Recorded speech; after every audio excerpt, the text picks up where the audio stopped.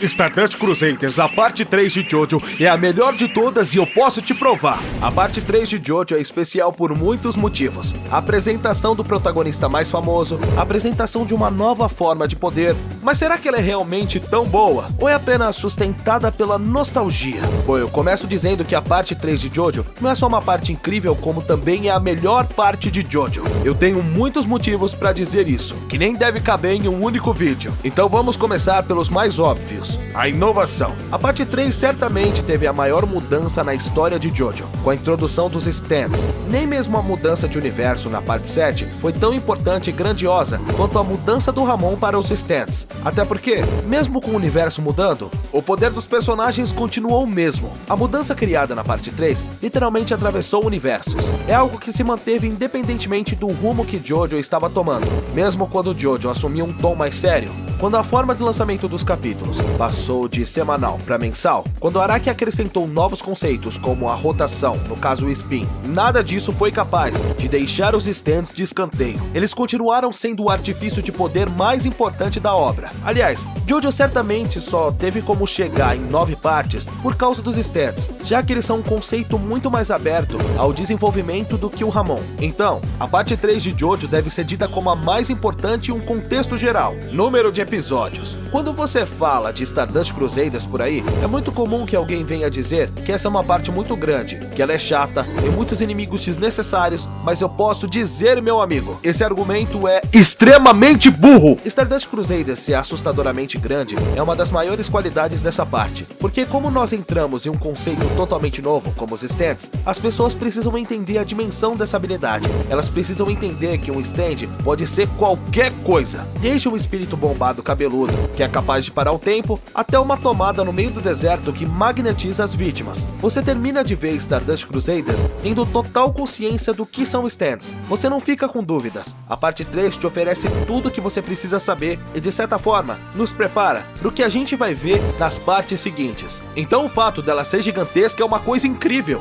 Você começa com um exemplo simples de stand, como Star Platinum e Magician Head, mas o primeiro stand inimigo que eles enfrentam é um mosquito. Depois tem um stand que entra no corpo de um boneco para sair matando os outros. Depois um stand que é literalmente uma amoeba amarela indestrutível que pode copiar a aparência dos outros. Consegue entender o que eu tô falando? Os 48 episódios de Stardust Crusaders deram liberdade pro Araki explorar ao máximo o quão bizarro um stand pode ser, sem nenhuma limitação. A maior prova disso é que quando vimos os OVA de 1994 ou os OVAs de 1999/2000, você percebe o quão raso os conceitos de stand são, já que os dois OVAs somam apenas 13 episódios. Então Stardust Crusaders tinha a obrigação de ser gigantesca. Na minha opinião, eu acho que são até poucos episódios. Se Stardust Crusaders tivessem 400 episódios, eu assistiria todos sem reclamar e ainda acharia pouco. A volta de Jill. Isso aqui dificilmente é contrariado por alguém. A volta de Jill foi sensacional. Jill era claramente um vilão bom demais para ser pura e simplesmente esquecido ao final da parte 1. Afinal, ele foi o responsável por Jojo tomar esse rumo que nós conhecemos. Ele era cruel, sanguinário, um ser completamente desprezível. Um homem capaz de chutar um cachorro tão fofo quanto o Danny.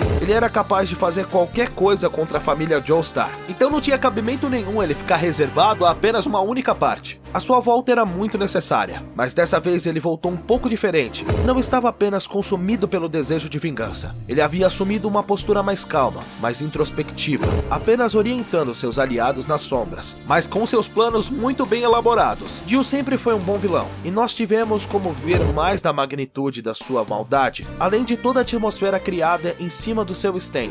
Isso foi muito bem construído. Minha nossa! Passamos a parte inteira tentando entender qual é o stand do Jill, e por que ele é tão perigoso. E realmente, não foi uma decepção. A revelação de que o The World era capaz de parar o tempo não foi uma quebra de expectativa, principalmente porque já tínhamos entendido o perigo desse seu poder depois que Hal Horse tentou dar um tiro nele pelas costas. As mortes. Ah, mas em Phantom Blood teve a morte do Jonathan. Em Battle Tendency teve a morte do César. As mortes em Stardust Crusaders não foram nada diferentes do que a gente já viu. Aí que você se engana, meu amigo. Porque apesar das mortes realmente não serem algo totalmente inesperado, o apego dos personagens era muito maior. Você sabe por quê? Porque Stardust Crusaders é enorme! Isso é mais uma das provas que Stardust Crusaders é perfeito por ser grande. A morte do Jonathan foi impactante na parte 1? Muito! Mas só nos apegamos a ele em 9 episódios. A morte do César é impactante? Muito, faz qualquer um chorar, mas ele teve muito menos tempo de tela. Agora, quando nós vamos para Kakyoin, Avdol e Iggy,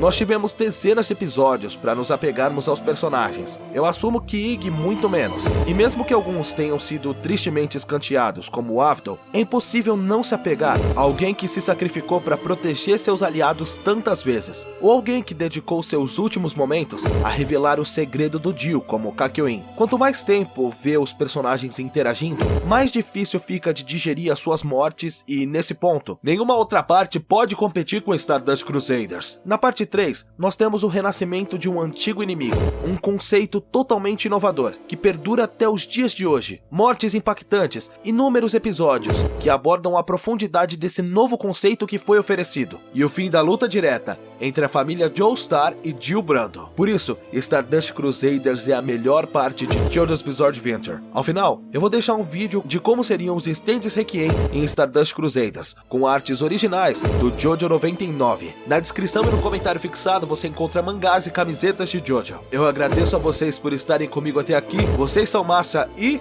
não fumem droguinhas.